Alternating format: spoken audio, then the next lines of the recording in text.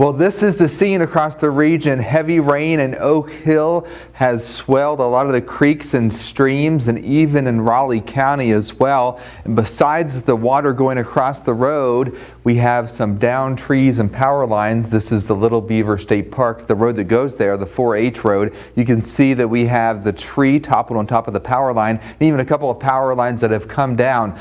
That is going to be something that you will have to keep in mind, even though most of the rain has ended across the region. Welcome back to Newswatch. If you look outside the window like Louise did in Fayetteville, the sun was shining brightly. That is just a very short-term thing because we are going to be on the backside of this low pressure soon, and that means a couple of more rain showers, and the wind is not finished with us just yet. There are a couple of down power lines across the region. Stay far away from them because you can still get electrocuted if you come close to these power lines. Also, even though most of the rain has finished, now we still have a couple of more bands of rain to come through, turn around, don't drown, because the floodwaters are usually higher than what they seem, and all it takes is about a foot of water to float your car down the street. We will have snow rates overcome warm pavement and icy spots. That's because the cold front has yet to move through. Our winds are still southeast at about 20 to 30 miles an hour along the Route 19 corridor. These gusts will pick up because if you look back to the west, we have this air that is wrapping around the low pressure, and while these gusts are not in the 40 to 50 mile an hour magnitude, the storm is deepening as it moves in our direction. The main batch of rain is into Virginia, but look at this line of showers that's going to move right up the 19 corridor over the next hour, and there's even more rain off to the west across Ohio. Not the steady rain that we had, that's gone. But it's going to wrap around this low pressure and eventually get cold enough where we are going to have snow showers commence at about 1 a.m. tomorrow morning behind this area of low pressure. So here's the first storm system that's pushing its way through this area of low pressure. We have another storm system back to the west, and this storm system has plenty of moisture with it as it moves across the country. So we have around 2 on Friday of some briefly heavy rain, and we've already have saturated grounds. So that means we have the potential to have flood watches issued, and we are going to have more wind as well, unfortunately. 47 in Beckley, but we are in the 20s in Kansas City. So there is cold air wrapping around the storm system, and it's 29 in Buffalo and 34 degrees in Salt Lake City. These temperatures, of course, out west. So we are finally getting into a colder regime locally.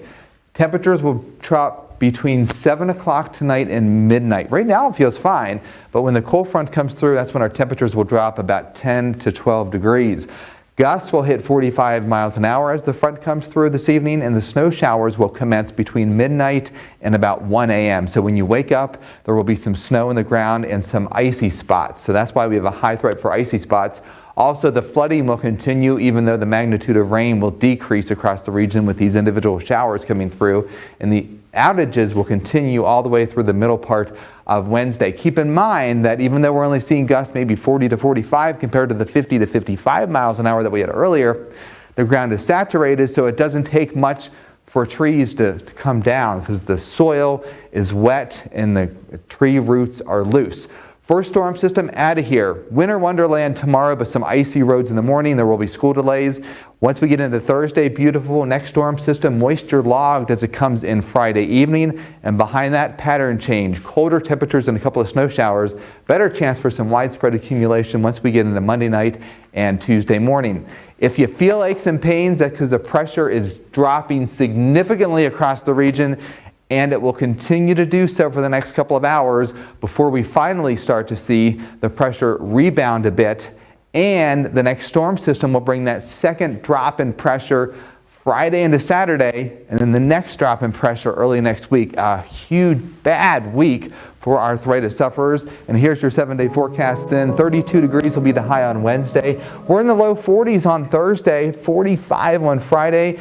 And then we are in the 20s Saturday through Tuesday. And finally, winter returns to southern West Virginia with a couple of rounds of snow, about an inch on Saturday. The Monday night, Tuesday storm looks like it could produce maybe like a 2 to 3 inch snowfall across the region, and temperatures at night will be in the teens. So still a lot to watch out for over the next couple of hours. All right, now you're saying finally winter returns, but I feel like winter's been here this entire time. Last night was chilly, super rainy, super icky. Yeah, it definitely has been chilly lately. We haven't seen the sun much, that's for sure. No. But we're going to get into more of a Arctic pattern. And there's some signs once we get into later this month that we could have our first bigger snowstorm of maybe 5 to 8 inches of snow. And I bet you're excited for that one. I am. Bring it on. I'm not. We have more news coming up after this.